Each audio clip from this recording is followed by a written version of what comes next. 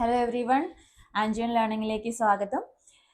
ഇന്നത്തെ നമ്മുടെ ക്ലാസ്സിൽ നമ്മൾ പഠിക്കാൻ പോകുന്നത് എക്കണോമിക്സ് എന്ന് പറയുന്ന സബ്ജക്റ്റ് നമ്മുടെ UPSC പ്രിലിംസിലും മെയിൻസിലും ഒക്കെ വളരെ ഇമ്പോർട്ടൻ്റ് ആയിട്ടുള്ള ഒരു സബ്ജക്റ്റാണ് എക്കണോമിക്സ്. അപ്പോൾ UPSC പ്രിലിംസ് പോയിന്റ് ഓഫ് വ്യൂല് ജസ്റ്റ് 30 മിനിറ്റ്സ് കൊണ്ട് അല്ലെങ്കിൽ ചിലപ്പോൾ അതിനേക്കാളും കുറഞ്ഞ സമയം കൊണ്ട് നമ്മൾ എക്കണോമിക്സ് ജസ്റ്റ് 1 പേജ് നോട്ട് കൊണ്ട് പഠിക്കാനായിട്ട് പോവാണ്.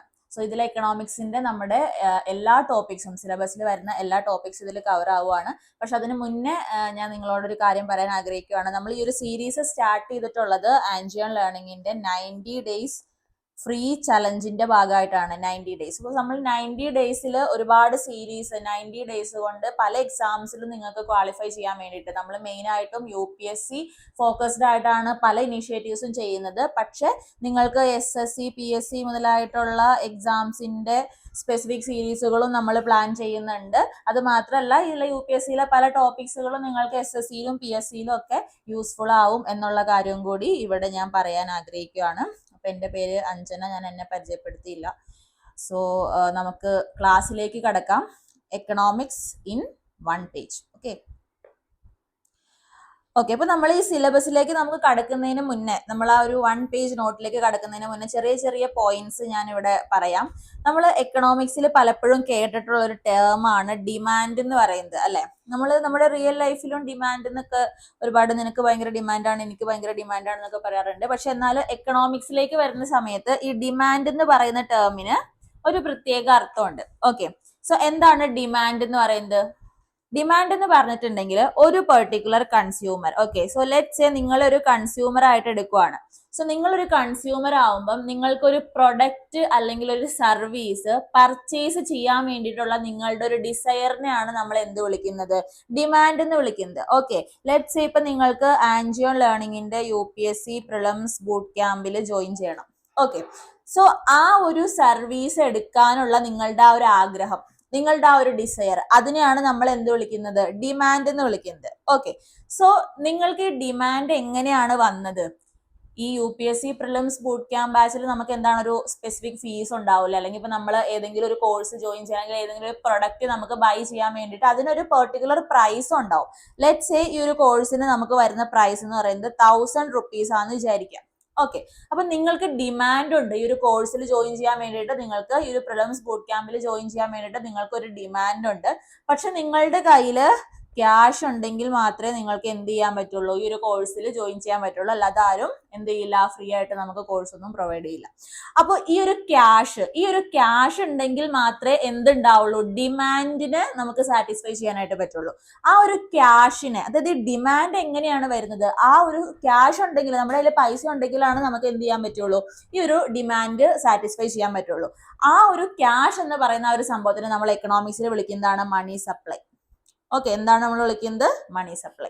Okay, so money supply increase ചെയ്യുന്നതിനനുസരിച്ച് എന്ത് ചെയ്യും? ഡിമാൻഡ് കൂടും, അല്ലെ? ഇപ്പൊ നിങ്ങളുടെ കയ്യിൽ 1000 രൂപ ഉണ്ടെങ്കിൽ നിങ്ങൾക്ക് എന്ത് ചെയ്യാൻ പറ്റും? 1000 രൂപയുടെ ഒരു ലെറ്റ്സ് സേ നിങ്ങൾക്ക് 1000 രൂപയുടെ ഒരു ഷൂസ് വാങ്ങാൻ പറ്റും. ഓക്കെ, അപ്പൊ 1000 രൂപ നിങ്ങളുടെ കയ്യിലുണ്ട്, അതനുസരിച്ചുള്ള ഒരു ഡിമാൻഡ് നിങ്ങൾ എന്ത് ചെയ്തു? ക്രിയേറ്റ് ചെയ്തു. ഇനി നിങ്ങളുടെ കയ്യിൽ 2000 രൂപ ഉണ്ടെന്ന് വിചാരിക്കുക. അപ്പൊ 2000 രൂപ ഉണ്ടെങ്കിൽ എന്താണ്? നിങ്ങൾക്ക് പിന്നെയും കുറച്ചുകൂടെ ഡിമാൻഡ് കൂടി, അല്ലെ? 2000 രൂപ ഉണ്ടെങ്കിൽ നിങ്ങൾക്ക് 2 ഷൂസ് വാങ്ങാൻ പറ്റും. ഓക്കെ, 2 ഷൂസ് വാങ്ങാൻ പറ്റും. സോ മണി സപ്ലൈ, അതായത് നിങ്ങളുടെ കയ്യിലുള്ള ക്യാഷ് കൂടുന്നതിനനുസരിച്ച് നിങ്ങൾക്ക് കൂടുതൽ സാധനങ്ങളോടുള്ള ഡിമാൻഡ് അല്ലെങ്കിൽ ആ ഡിസയർ കൂടും.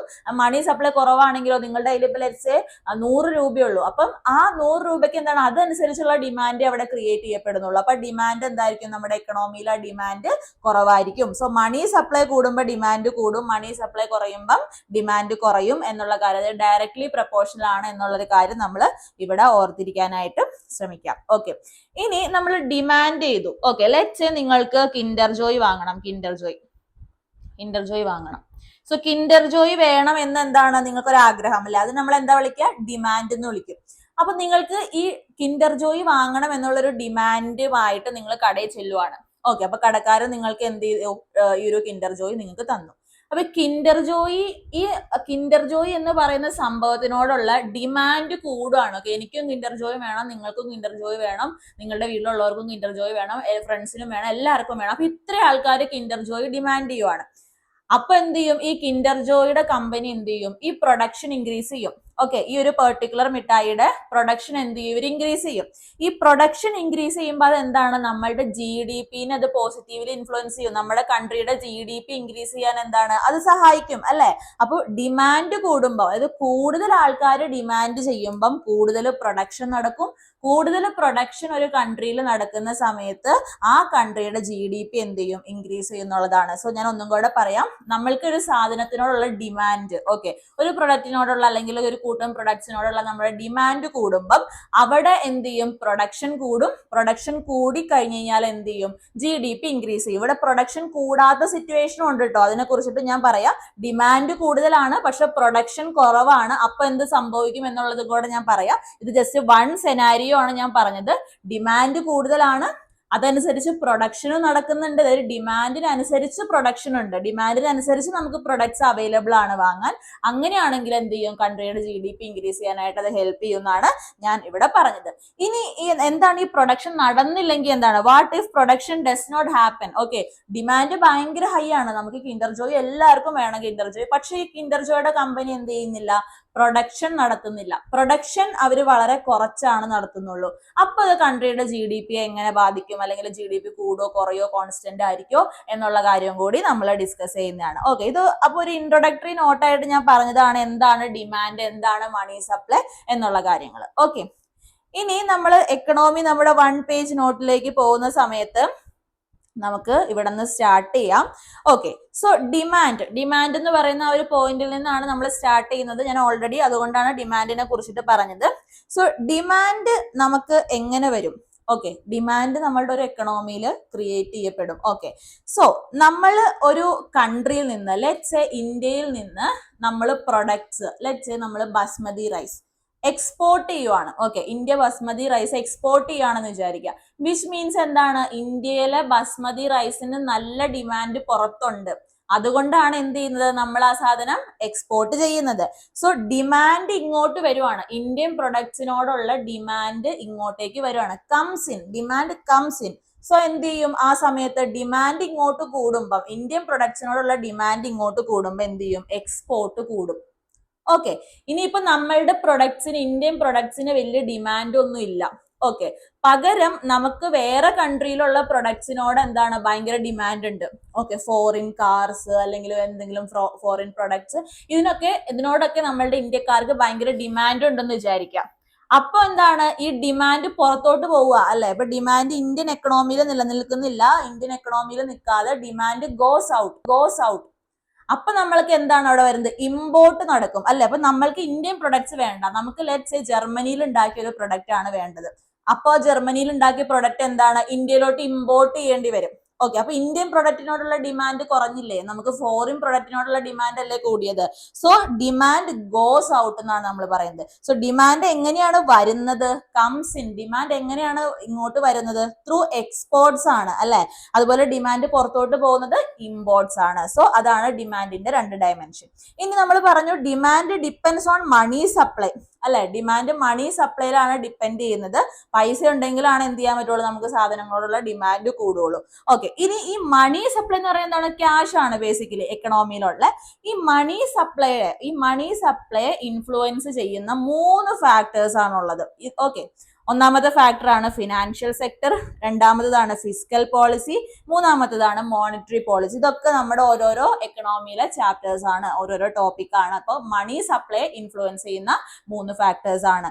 ഈ മോണിറ്ററി പോളിസി എന്ന് പറയുന്നത് എന്താണ്, മോണിറ്ററി പോളിസി എന്ന് പറയുന്നത് സെൻട്രൽ ബാങ്ക് കൺട്രോൾ ചെയ്യുന്ന കുറെ മെഷേഴ്സ് ആണ്. സെൻട്രൽ ബാങ്ക്, അതായത് ഇന്ത്യയുടെ സെൻട്രൽ ബാങ്ക് ആരാണ്, RBI ആണ് അല്ലെ. സോ RBI കൺട്രോൾ ചെയ്യുന്ന സർട്ടൻ മെഷേഴ്സ് ഉണ്ട്, ലൈക്ക് ഇപ്പോ റിപ്പോ റേറ്റ് ഉണ്ട്, റിവേഴ്സ് റിപ്പോ റേറ്റ് ഉണ്ട്. സോ ഇങ്ങനെയുള്ള കാര്യങ്ങളൊക്കെയാണ് മോണിറ്ററി പോളിസിയിൽ വരുന്നത്. പക്ഷെ ഫിസ്ക്കൽ പോളിസി എന്ന് പറഞ്ഞിട്ടുണ്ടെങ്കിൽ ഗവൺമെന്റിന്റെ ഭാഗത്തു നിന്നുള്ള മെഷേഴ്സ് ആണ്. മോണിറ്ററി പോളിസി എന്ന് പറയുമ്പോൾ സെൻട്രൽ ബാങ്കിന്റെ മെഷേഴ്സ് ആണ്.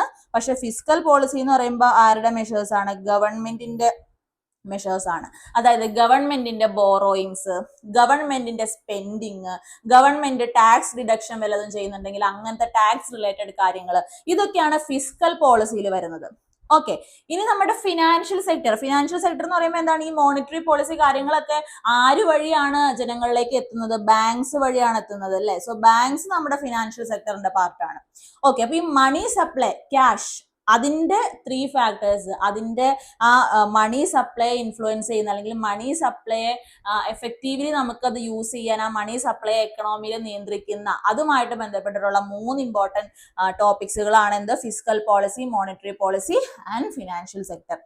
ഓക്കെ, ഇനി ഞാൻ പറഞ്ഞിരുന്നു എന്താണ് മണി സപ്ലൈ അല്ലെ. മണി സപ്ലൈ നമ്മുടെ എക്കണോമിയിൽ നല്ല മണി സപ്ലൈ ഉണ്ടെങ്കിൽ എന്താണ്? ഡിമാൻഡ് കൂടും. ഡിമാൻഡ് കൂടുന്നതിനനുസരിച്ച് എന്താണ്? പ്രൊഡക്ഷൻ കൂടും. പ്രൊഡക്ഷൻ കൂടുകയാണെങ്കിൽ അവിടെ എന്താണ്? GDP ഇൻക്രീസ് ചെയ്യും. ഈ GDP നമ്മൾക്ക് GDP, GNP, NNP അങ്ങനെ ഒരുപാട് ടേംസ് നമുക്ക് വരുന്നുണ്ട്. നാഷണൽ ഇൻകം അങ്ങനത്തെ കാര്യങ്ങളൊക്കെ അതെല്ലാം നമ്മുടെ സിലബസിന്റെ പാർട്ടാണ്. ഇതൊക്കെ നമ്മൾ കവർ ചെയ്യും. ഓക്കെ, സോ GDP എങ്ങനത്തെ GDP ആയിരിക്കണം? GDP ഇൻക്ലൂസീവ് ആയിരിക്കണം. GDP സസ്റ്റൈനബിൾ ആയിരിക്കണം. ചുമ്മാ നമുക്ക് അങ്ങനെ ഒരു റാൻഡം ഗ്രോത്ത് അല്ല വേണ്ടത്. എല്ലാം ഇൻക്ലൂസീവ് ആയിട്ട് ഓൾ സെക്ടേഴ്സിനെ കൺസിഡർ ചെയ്യുന്ന അത്തരത്തിലുള്ള ഒരു ഗ്രോത്ത് ആണ് നമുക്ക് വേണ്ടത് GDP. സോ ഇൻക്ലൂസീവ് ആയിരിക്കണം, സസ്റ്റൈനബിൾ ആയിരിക്കണം ഒരു ലോങ് ടേമിലേക്ക് വേണ്ടിയിട്ട്. ഓക്കെ, അതാണ് നമ്മുടെ GDPയുടെ ക്യാരക്ടർ വേണ്ടത്. ഇനി ഈ മണി സപ്ലൈ ഞാൻ ആദ്യം പറഞ്ഞു, നമുക്ക് ഡിമാൻഡ് ക്രിയേറ്റ് ചെയ്യുന്നുണ്ട് എക്കണോമിയിൽ, പക്ഷെ അതനുസരിച്ച് നമുക്ക് പ്രൊഡക്ഷൻ നടക്കുന്നില്ല എന്നുള്ളൊരു സിറ്റുവേഷൻ വന്നാൽ എന്തായിരിക്കും അവിടെ നമ്മൾ ചെയ്യാന്ന് നമ്മൾ ചോദിച്ചിട്ടുണ്ടായിരുന്നു. സോ ഇവിടെ നമുക്ക് സെക്കൻഡ് സിറ്റുവേഷൻ നോക്കാം. മണി സപ്ലൈ ഉണ്ട്, ഡിമാൻഡ് അതനുസരിച്ചിട്ടുണ്ട്, പക്ഷെ പ്രൊഡക്ഷൻ നെഗറ്റീവ് ആണ്. പ്രൊഡക്ഷൻ കുറവാണ്, അതായത് ഡിമാൻഡിന് അനുസരിച്ചിട്ടുള്ള പ്രൊഡക്ഷൻ നടക്കുന്നില്ല. അങ്ങനെയാണെങ്കിൽ നമുക്ക് ഇൻഫ്ലേഷൻ എന്ന് പറയുന്ന ഒരു സിറ്റുവേഷൻ ക്രിയേറ്റ് ചെയ്യപ്പെടും. ഇൻഫ്ലേഷൻ അല്ലെങ്കിൽ പണപ്പെരുപ്പം നമ്മൾ പറയും. അതെന്താണ്? ഒരുപാട് ഡിമാൻഡ് ക്രിയേറ്റ് ചെയ്യുക, പക്ഷെ അതിനനുസരിച്ച് എന്തില്ല? സാധനം ഇല്ല. അപ്പൊ വളരെ കുറച്ച് സാധനങ്ങളേ ഉള്ളൂ.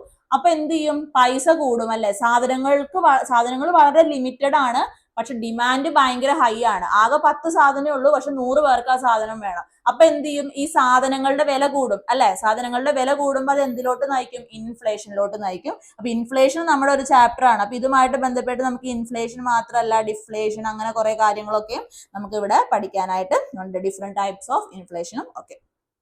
Okay, fine. ഇനി നമ്മൾ പ്രൊഡക്ഷൻ എന്ന് പറയുന്ന ഒരു സാധനം മാത്രം എടുക്കുക. പ്രൊഡക്ഷൻ, ഈ പ്രൊഡക്ഷന്റെ കാര്യം പറയുമ്പം ഓക്കെ, പ്രൊഡക്ഷനുമായിട്ട് ബന്ധപ്പെട്ട് നമുക്ക് ഈ പ്രൊഡക്ഷൻ നടക്കുന്നത് എന്താണ്? 3 സെക്ടേഴ്സിൽ നമ്മളുടെ എക്കണോമിയിൽ പ്രൊഡക്ഷൻ നടക്കുന്നുണ്ട്. നിങ്ങൾ കേട്ടിട്ടുണ്ടാവും പ്രൈമറി, സെക്കൻഡറി, ടെർഷറി എന്നൊക്കെ പറഞ്ഞിട്ട്. പ്രധാനമായിട്ടും 3 സെക്ടേഴ്സിൽ പ്രൊഡക്ഷൻ നടക്കുന്നുണ്ട്. ആ സെക്ടേഴ്സ് ആണ് ഞാൻ ഇവിടെ എഴുതിയിട്ടുള്ള agriculture, industry, services. 3 sectors. Agriculture sector എന്ന് പറയുമ്പോൾ നമ്മൾ അതിനെ പ്രൈമറി സെക്ടർ എന്നാണ് പറയാം. ഇൻഡസ്ട്രീസിന് നമ്മൾ സെക്കൻഡറി സെക്ടർ, സർവീസസ് ആകുമ്പോൾ ടെർഷറി സെക്ടർ. ഇങ്ങനെ 3 സെക്ടേഴ്സിൽ എന്ത് നടക്കുന്നുണ്ട്? പ്രൊഡക്ഷൻ നടക്കുന്നുണ്ട്. Okay, fine. ഇനി 3 സെക്ടേഴ്സിൽ നമ്മൾ പ്രൊഡക്ഷൻ നടക്കുന്നുണ്ടെന്ന് പറഞ്ഞു. പക്ഷെ പ്രൊഡക്ഷൻ നടക്കണമെങ്കിൽ നമുക്ക് എന്തൊക്കെ വേണം? കപ്പാസിറ്റി എന്തൊക്കെ വേണം എന്നുള്ളതാണ് അടുത്ത കാര്യങ്ങൾ. അപ്പൊ നമ്മുടെ ഈ സെക്ടേഴ്സ് ഉണ്ടല്ലോ, അഗ്രികൾച്ചർ, ഇൻഡസ്ട്രി, സർവീസസ്, ഇത് 3ഉം നമ്മുടെ ഒരു ഓരോരോ ചാപ്റ്റേഴ്സ് ആണ്. അഗ്രികൾച്ചർ ഒരു ചാപ്റ്റർ ആണ്, ഇൻഡസ്ട്രി ഒരു ചാപ്റ്റർ ആണ്, സർവീസസ് വേറെ ചാപ്റ്റർ ആണ്. ഓക്കെ, ഇനി കപ്പാസിറ്റി എന്ന് പറയുമ്പം ഓക്കെ, ഇതുമായിട്ട് ബന്ധപ്പെട്ട് നമുക്ക് ഈ ഒരു പ്രൊഡക്ഷൻ ചെയ്യണമെങ്കിൽ എന്തൊക്കെ വേണം? ലേബർ ആൻഡ് സ്കില്ല് വേണം അല്ലെ. ജോലി ചെയ്യാൻ വേണ്ടിയിട്ട് ആൾക്കാർ വേണം, സ്കിൽഡ് ആയിട്ടുള്ള ആൾക്കാർ നമുക്ക് വേണം. അടുത്തത് എന്താണ്? ഇൻഫ്രാസ്ട്രക്ചർ വേണം. ഓക്കെ, നമുക്ക് ആവശ്യമുള്ള മെഷീൻസും കാര്യങ്ങളും അതെല്ലാം നമുക്ക് വേണം. പിന്നെ എന്താണ്? Ease of doing business.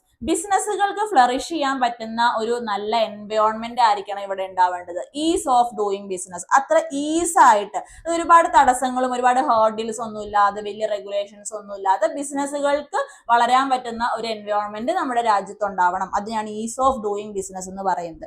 Okay, ഇനി നമുക്ക് ഈ പ്രൊഡക്ഷൻ ചെയ്യണമെങ്കിൽ എന്ത് വേണം? പൈസ വേണം അല്ലെ. അതിന് നമ്മൾ എന്താ പറയാ എക്കണോമിക്സിൽ? ഇൻവെസ്റ്റ്മെന്റ്. ഓക്കെ, നമുക്ക് ഇൻവെസ്റ്റ്മെന്റ് ആവശ്യമാണ്.